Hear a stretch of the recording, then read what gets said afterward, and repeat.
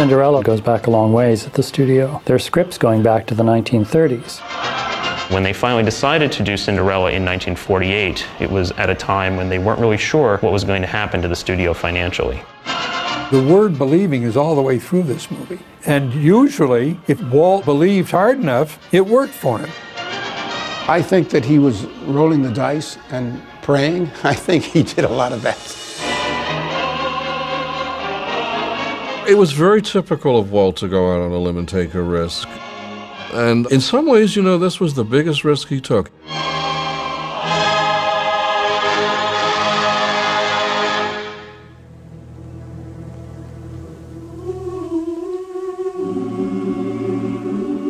Walt had not had a big financial success since Snow White. Snow White, that was it. By the end of the Second World War, he was $4 million in debt. If Cinderella had lost money, I think that would have been the end of Disney animation, or at least the end of Disney feature animation, because although Snow White had been such a huge hit, Pinocchio and Fantasia had both lost money the first time out. It's true. The studio went through very hard times, particularly during the war years. In fact, they were kept afloat by training films for the United States government. And the South American films that they made for the Good Neighbor policy of Roosevelt.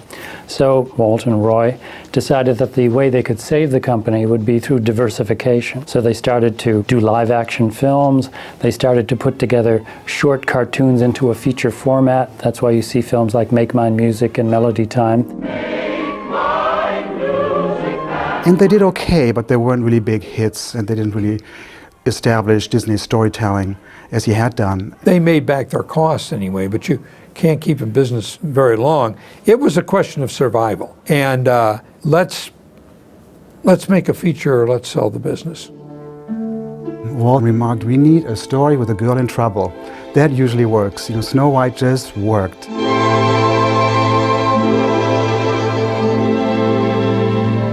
Everybody loves a story of an underdog. We love a story where you are rooting for this girl to rise up above the oppression. Well, believe it or not, I think that Walt identified with that. Walt was from a humble background. He had big dreams, big hopes, but he had nothing to start with except his imagination. And with his imagination, he built an empire. He built a world. Walt had a pretty tough childhood. He had worked on a farm. He had delivered newspapers when it was 25 degrees below. And yet he believed in the Hollywood dream, the American dream. He felt that he had achieved that dream himself and that he somehow had this power to give it to people. And here, encapsulated with this one little poor, pathetic little girl who's been put upon, and she has nothing, some wonderful things happened to her. I think part of the reason Walt Disney had to have been attracted to Cinderella, and some of the reason that I'm attracted to Cinderella, is because I'm a Cinderella story. I started off as a poor kid, and here I am. Walt started off as a poor kid, and he became Walt Disney. I think at the heart of all of the classic Disney films is transformation. That's what we're animating. We're animating those moments. For Pinocchio to become a real boy, for Cinderella to imagine herself as chosen by the prince and dressed in this beautiful gown. The transformation scene of Cinderella in rags into Cinderella in that beautiful ball gown, Walt Disney said was his favorite piece of animation.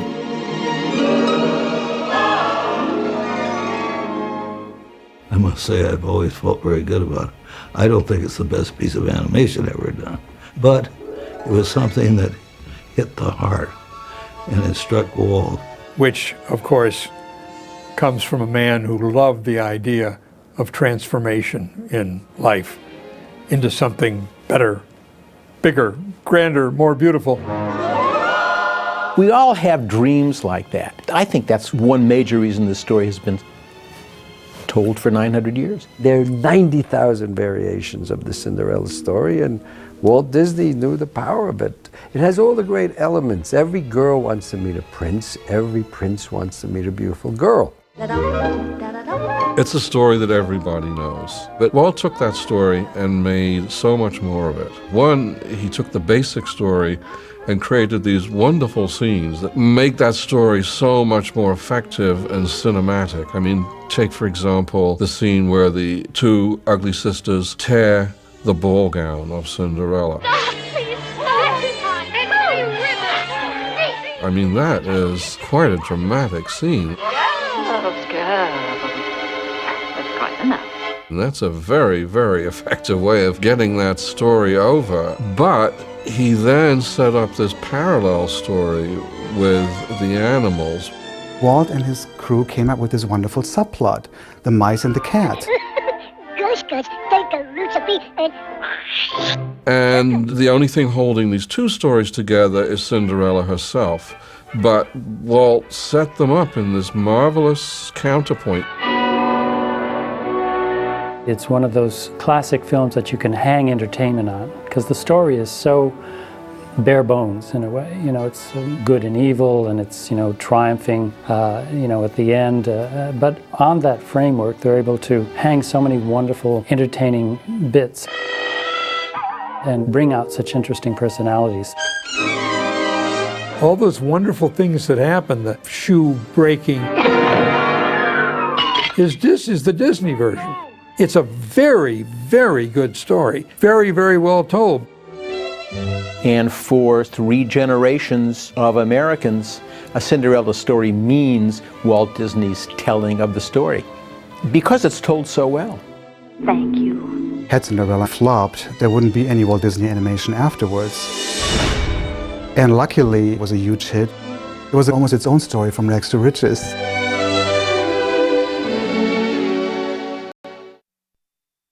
I met Walt Disney just a year after he'd made Cinderella.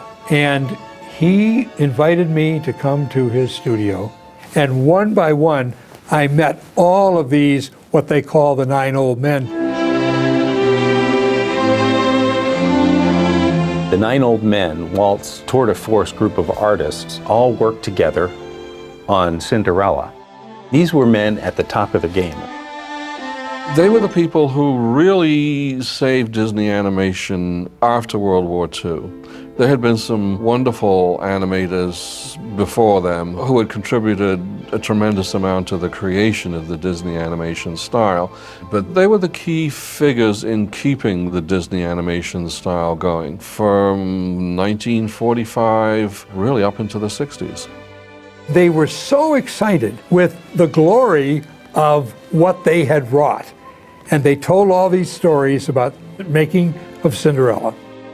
Walt Disney really knew what the strong sides were in the animators, and he cast them accordingly. The casting on Cinderella was really perfect. Eric Larson and Mark Davis were equally skilled as draftsmen, and they were assigned the difficult task of animating Cinderella. There are certain scenes in the film that when I think of the scene, I think of the person who animated them. When Cinderella wakes up in the morning, it's so much like Eric. Eric was our mentor when we started at Disney, and he was a grandfatherly guy with a nice portly belly, and he would talk like this, and he was always sincere and very genuine and heartfelt. And when you see that scene, you just feel everything is right in the world. And I feel like I felt back at Disney in the room next to Eric Larson when I'd go in and work with him. I remember Eric Larson talking about the fact that he and Mark Davis, they didn't quite see eye to eye in terms of Cinderella. All right, breakfast is served. Mark Davis apparently gave her a more sophisticated quality, whereas Eric Larson went for a simpler character, and they had to somehow reconcile the two sides of the character. But I think that's what makes her interesting too, that she does have this down-home warmth to her. But there's also a certain intelligence and sharpness about her. Maybe I should interrupt the music lesson. And I think it has something to do with Mark Davis's approach to the character. This is sort of a doodle sheet that Mark Davis did during the making of Cinderella, and you can see this is probably early on where he's analyzing her face. So this is love. Milt Kahl, who was the top draftsman at the studio, was always stuck with the princes. Very difficult to do these straight masculine characters without making them look silly. Milt Kahl also had scenes with the Duke and the King. It's high time he married and settled down. Of course, Your Majesty. Milt Kahl did these drawings of the king. Milt was always a master at hands. They were always so correct and very, very expressive. Milt did the fairy godmother. That scene with the fairy godmother is unforgettable.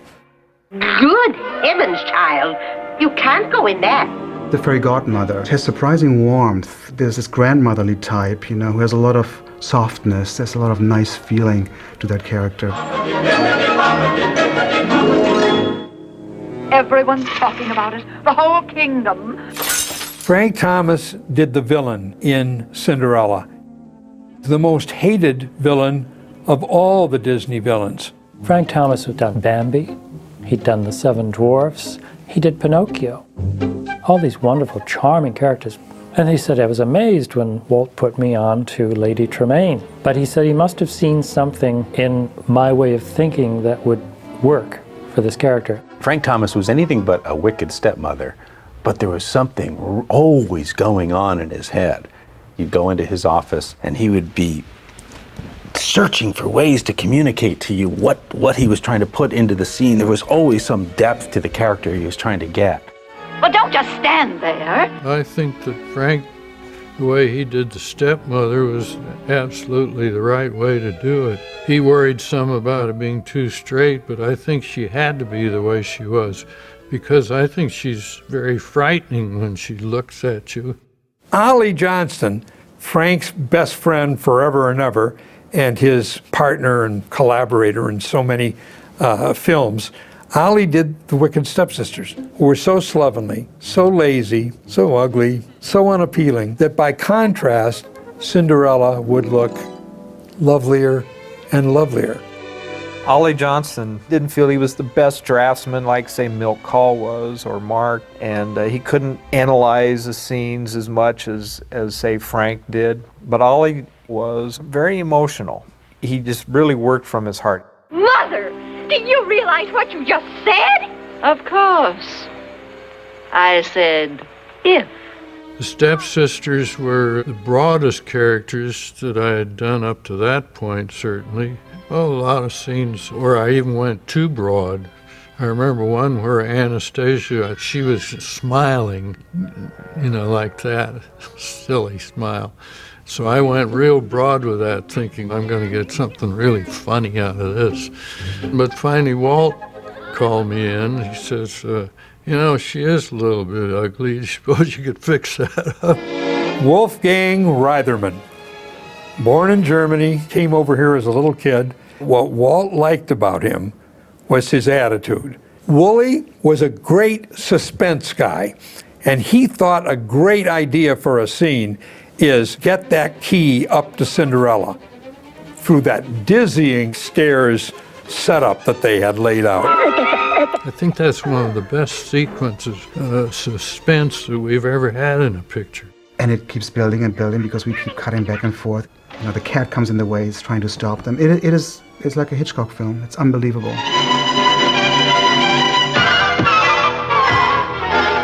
Ward Kimball probably had the most fun of anybody on Cinderella. He got the cat, Lucifer. That was perfect casting because you could have never cast Ward Kimball on Cinderella. He would have fallen apart. He would not have enjoyed himself.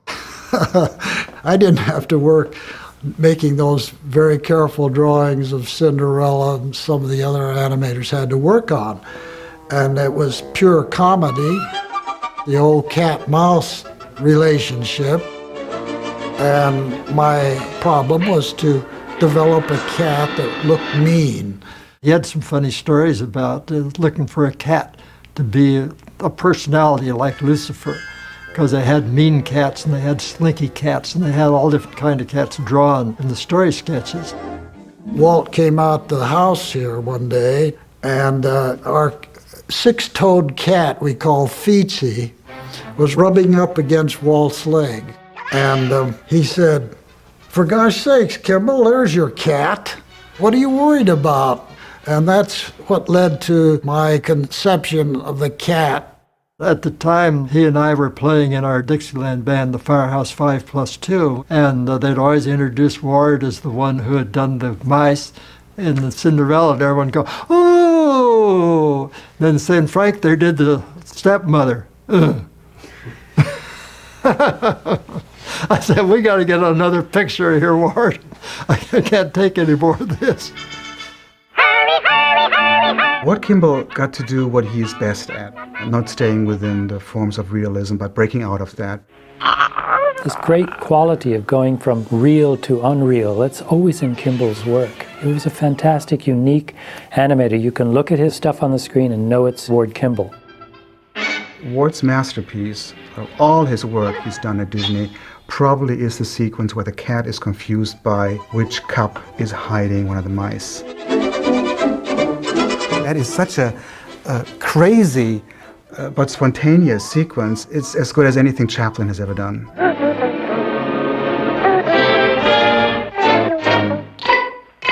There are these two animation styles almost going on in the movie, when you have something like the cat and the mice, and then you have Cinderella and the stepmother, who are very real and have all these subtleties. It's very difficult to animate human figures and to mix them with animals. It's just difficult. And Cinderella really succeeds well in that area. You mean old thing? You only got that by men who had grown from doing Snow White through Pinocchio, through Bambi, and Fantasia, and finally were able to do Cinderella. The financial condition of the studio was such that they couldn't pour the lavishness into the production that they had on Fantasia or Pinocchio. So what they did was they shot the entire film in live action, and they used this as a guide to do layouts for the film, for the cutting, for the way the action would flow into one another. They'd shoot live action and they'd blow it up to animation-sized paper, and then they'd put a sheet of animation paper on and draw right over it. Some of the animators kind of, balked at that a little bit. They just like, I can do this, I don't need it. If the live action was good, well, I used it, and if it wasn't, I didn't use it. And I'd use the best parts of it, and I'd use it to help me enhance something, But I still didn't like to use it. It is arguable that this is a less creative way of doing things.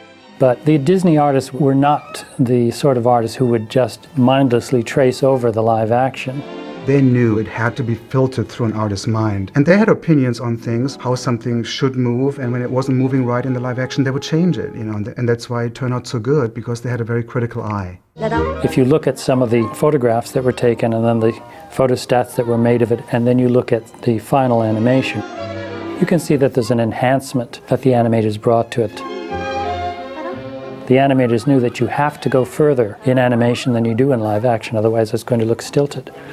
Look at Frank Thomas's evil stepmother. There's a look about her that reminds you of actress Eleanor Audley, but he certainly goes further in her poses and in the way that she gestures and the way that she puts her points across on screen.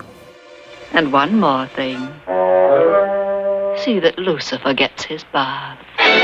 Ward Kimball had the luckiest role because the rest of us were sweating under all these restrictions of the live action we'd shot.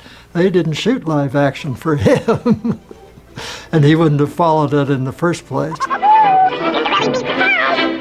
I was always looking forward to the next scene because it was fun. It took us around 2 years to do it with all the experimental work in story and shooting the live action and that. But once we started animating it, it went quite fast. And we probably did the whole thing in 6 months. We all knew that it was a good picture because you could see it from the time we were shooting the live action on it. If Walt had been right in his vision of what the audience wanted, well, we'd be in business, and he was right. They just loved the picture.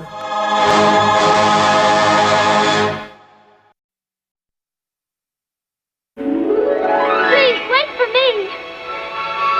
Isn't it lovely? Do you like it? Do you think it will do? As usual, the voice actors bring so much to an animated character, and the voices are so important. Well, serves you right, spoiling people's best dreams. I didn't know Disney was casting for the voice of Cinderella. I found out indirectly by doing a favor for two friends who wrote the music. Eileen Woods supposedly got involved with the Cinderella project because Mac David and Jerry Livingston had known her from working in New York, and she was then in Hollywood. They came to me to record their songs to present to Mr. Disney. But I didn't know that I would even be considered until, of course, Mr. Disney heard the recordings. And that's when the excitement started. That's when all the butterflies started batting around inside of my stomach when I was called to see Mr. Disney. And when Walt heard her sing, he said, I want her to be the voice of Cinderella. Yeah, that's a rare situation where the demo person actually gets the part, because you use the demo just to show others, what they're looking for. And she got the part. So this is love. And the thing I like about Eileen's voice is it's a fairy tale voice. She almost whispers, "Now, Jacques." Now, Jacques, what's all the fuss about? No other Disney characters talks like this. It's just wonderful. I know Walt, he'd been listening to a lot of girls, and he heard something in the voice that sounded to him like Cinderella. And now I know. And now I know the key to all is mine. I got a call from my then agent. He said they were looking for a voice for Prince Charming. So this is the... I was married and my twins were about 14 months old. And I remember how badly I needed that money, and I had no idea how important that would be. Oh my goodness, What's the matter? it's midnight. Yes. They auditioned me for the speaking role, and I was all excited about that. And the man said, "Where are you from?" And I said, "Chicago." And he said, "I'm sorry, we can't use you in that speaking role." And if you heard me today, you'd say the same thing. Why, then you must be Your fairy godmother? And Verna Felton, Where is that wand? the voice of the fairy godmother, had a voice that was so warm. But we'll have to hurry, because even miracles take a little time. Just the perfect grandmother, the perfect fairy godmother. So much affection towards Cinderella. Just the way she comforts Cinderella in the garden. Oh, come now, dry those tears. You can't go to the ball looking like that. She starts out at Disney as the voice of one of those unpleasant elephants in Dumbo. Pretend you don't see him. And you don't like her. But that was Verna Felton, the character actress. The heart of Verna Felton is in the fairy godmother. You must understand, my dear. On the stroke of 12, the spell will be broken. She died on December 15th, 1966, the same day that Walt died. And she was a favorite of mine. I love the quality of her voice. Bless you, my child. Well, I always felt it was interesting that Betty Lou Gerson, who did the voice of Cruella de Vil, so harsh and raspy and domineering everything, she was the narrator who opened the story with this sweet, smooth voice. Here in a stately chateau, there lived a widowed gentleman and his little daughter, Cinderella. And I was amazed when I found out that she had done that. And as far as I know, that was the first picture she worked on for the studio. Yes? Frank Thomas's Lady Tremaine, the evil stepmother. There's a look about her that reminds you of the voice actress Eleanor Audley, who did the voice track. Why, Cinderella, you're not ready, child. I'm not going. Not going? Oh, what a shame. The whole studio just loved Eleanor Audley. I think they knew that they couldn't have found anybody better. Cinderella? She had authority. There's a command in her voice. Don't think that Hold your tongue. There's sarcasm. There are so many qualities that are in that voice. After all, we did make a bargain. And then, of course, Frank's animation with that, it is powerful. And I never go back on my word. It's Eleanor Audley and me, because we worked and talked about these and we worked on how to do it. I liked where she's first lying in bed petting Lucifer, her cat, and telling Cinderella, said, "You have idle time on your hands, time for vicious practical jokes." Now, let me see.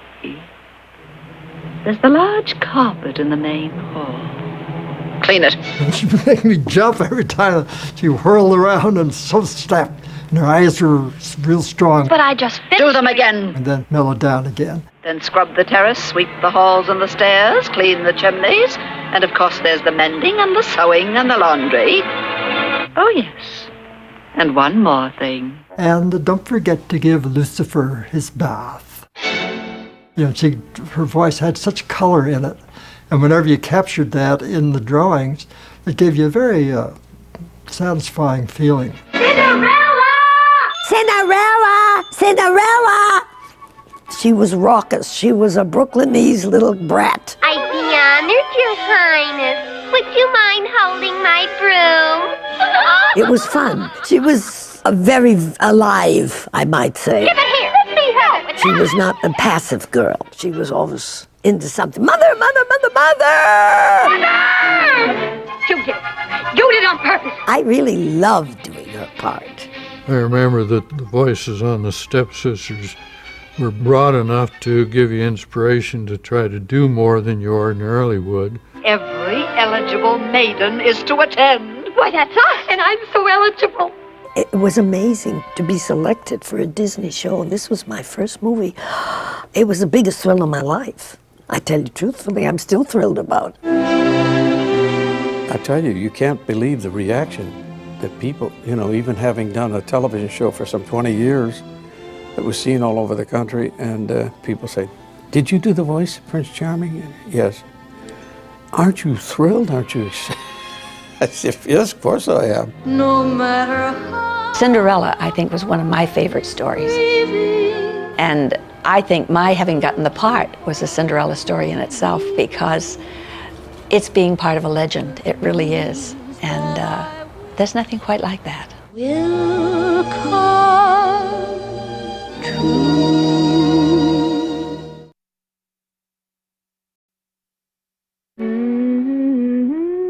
Walt Disney wanted to do something that had the feel of a Snow White, but new, different, or more magical. So this is love. The music in Cinderella is really key to the way the story is told in the film. In keeping with Disney wanting to have an integrated piece of entertainment, the plot doesn't stop just for a song. It actually, you know, is integrated into the story itself. Yes, I know it's a lovely morning, but it was a lovely dream, too. Walt Disney was very serious about how he used music, just as serious as he was with the animation that he and his team created. So we look at Steamboat Willie, the first popular cartoon with synchronized sound. And we see that music is really the main part of the film. Mickey whistles from the very beginning. There's a musical performance that takes up more than half the cartoon. The very next thing that Disney does after several successful Mickey Mouse cartoons is he creates the Silly Symphonies, which is a series of cartoons based around musical performances. And occasionally, some of those songs would turn out and become hits. Who's afraid of the big bad wolf? But it was always kind of an accident, because the songwriter wrote songs for the picture, period. Wait a minute. Get the idea first. The theme is pigs. Let's put it in 4/4 time. All they were thinking about was telling the story perfectly, and a song usually worked. How about Who's Afraid of the Big Old Wolf? No, it'll be Big Bad Wolf. Who's afraid of the big bad wolf? Big bad wolf. But nobody expected Who's Afraid of the Big Bad Wolf to become a hit, but it did. Just whistle while you work. And many of the songs in Snow White became commercial hits. It was freaky. Whistle While You Work and all that. Pinocchio, of course, had a hit song with When You Wish Upon a Star. I mean, they had all these wonderful songs that became hit songs, but they were not written for the market. They were written for the picture. And Walt Disney realized that with Cinderella, the whole studio depended on him. He didn't want to take a chance that maybe the public will go for this. He wanted pure songwriters who wrote for the commercial market. And so he realized Tin Pan Alley, the guys that write the hit songs. Tin Pan Alley refers to the popular music publishing business in the United States. Tin Pan Alley really got started in the late 19th century. Many composers were part of a publishing industry. Tin Pan Alley was centered in downtown New York. It literally refers to 28th Street, where numerous publishers had their offices. My dad was a songwriter, and he was one of the Tin Pan Alleyites. You know, he was there along with, it was like a big fraternity of writers, and they all conglomerated around. Well, at the time when my father was writing, there was a thing called the Brill Building, and so all the songwriters would gather there and play their songs for the various publishers. He'd say, yes or no, no, we got too many ballads, I don't need a ballad, I need a novelty, something about June or moon or something. It was a whole different world then. And they would meet you on the street, they knew who I was, and they'd say, you got time, I want you to hear a song. And I would want to do almost every song I heard. They were so good. But you had to come up with the wrinkle, the special thing to make it a successful song. And it was quite a remarkable world. The three Tin Pan Alley songwriters that ended up working on Cinderella were Al Hoffman, Mac David, and Jerry Livingston. All had extensive experience working in the publishing industry. Walt heard this novelty song. I remember it very well from junior high. It was very catchy. It was called Chababa Chababa Chihuahua, a silly little funny thing. It was a gigantic hit. That caught his ear, and he thought, that's the way I want to go with the musical score. So he wanted to know who wrote it. And he was told these three guys wrote it. And then he wanted to know where were they. And he listened to some of this. It was just Walt's way, but if it would work, you knew it was in his picture. Your rainbow will... A Dream is a Wish Your Heart Makes, I loved. That was the very first song I sang in the film. And my daughter, she was old enough to see it by the time it came out. And when Cinderella starts singing to the mice and the birds, if you keep on believing, my little 3-year-old jumped up in the theater and yelled, that's my mummy, that's my mummy. And I know some lady sitting in front of us turned around and said, isn't that sweet? She thinks her mother's Cinderella. It was wonderful, it was fun. Bippity Boppity Boo was a huge pop hit. I remember when it was a huge pop hit. And it's a great song. It's just a neat song to sing along. It has that repetitive type of thing to children that catches their ear. It lasts forever, that song. It'll do magic, believe it or not. Bippity boppity boo. They had the work song, which was a big, big hit. Cinderella, Cinderella, night and day it's Cinderella. Make the fire, fix the breakfast. So they came up with 3 gigantic hits. And we'll make a lovely dress for Cinderella. Besides the 3 Tin Pan Alley songwriters in Cinderella, you also had 3 other very accomplished musicians working on this film. Oliver Wallace, Paul Smith, and Joseph Dubin, all of whom had worked on many, many Disney films before. Their music and Joe Dubin's orchestration really helped establish the rest of the sound for this film.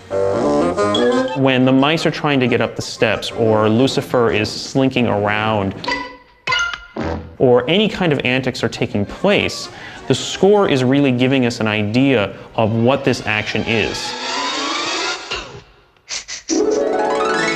Nominated for Best Song, nominated for Best Score. So those guys did very well by Disney. One interesting effect in Cinderella is the overdubbing technique that occurs during the Sing Sweet Nightingale sequence. Walt Disney came in and listened to the song at the end of the day, and he sat there very quiet for about, I'd say 5 minutes. Everybody thought, he doesn't like it. And he said, I see a soap bubble coming up, and I see Cinderella's face, and I hear another voice, a harmony voice.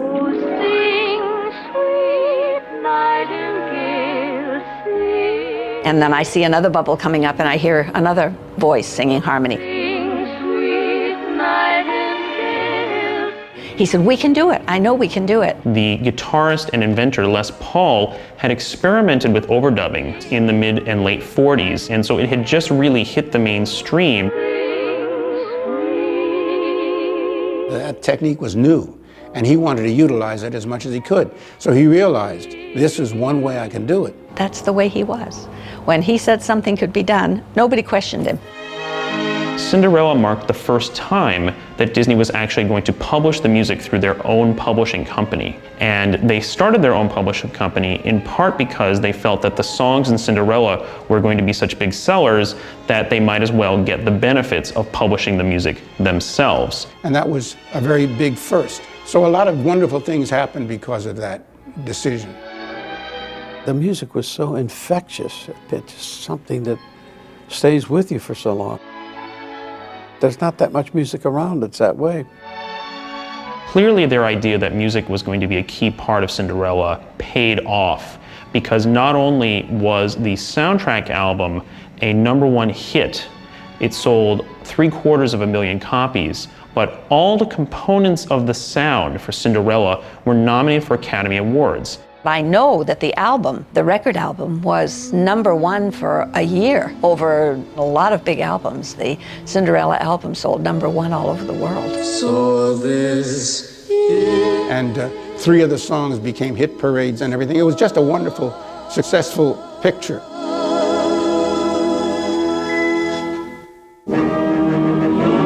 I felt so wonderful the night of the Cinderella premiere, and of course Mr. Disney was there, and the animators were there, everybody that had anything to do with the making of the film, and it was a thrill. It was a big success, bigger than Snow White. They had clothes, purses, you know, all the merchandise came out too. When I saw Cinderella and heard it, well, I thought it was marvelous. Couldn't have been better. It was a great experience. I wouldn't take anything for that. I really wouldn't. Why, it's like a dream. A wonderful dream come true. I think it must have been amazing to be Walt Disney and to see that these things you dreamed were suddenly coming true. It's more than I ever hoped for. Bless you, my child. I know everybody I've talked to that, and back then that saw the movie, was just so thrilled with it. It's a wonderful, beautiful, happy movie, and I think that it lived up to every bit of the public's expectation. There's magic. I mean, that old Disney word magic, it's there. It really is. It made a person believe in dreams and dreams coming true. It says, give us all the chance, we can all succeed. Cinderella has been told many, many times, and I think the quintessential telling of it was Walt Disney's telling of it. There's only one Cinderella.